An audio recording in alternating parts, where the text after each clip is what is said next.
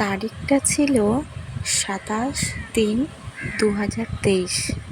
এই তারিখটা আমার কাছে একটা স্মৃতি হয়ে থাকবে। সেদিন আমার মেয়ে প্রথম আমার কাছে আসে। সেদিন আমার মেয়ে এই পৃথিবীর আলো দেখে। আর 1 বছর ঘুরে সেই তারিখটাই আজ এসেছে। তাই ছোট্ট করে ওর জন্মদিন সেলিব্রেশন করেছি। এই ভিডিওটা তোমাদের দেখানোর জন্য বানালাম। সবাই ওকে ভালোবেসো, সবাই ওকে আশীর্বাদ করো, ও যেন খুব বড় হতে পারে, মানুষের মতো মানুষ হতে পারে। আই লাভ ইউ সোনা। সব সময় তুমি ভালো থাকো, এটাই চাই আমি।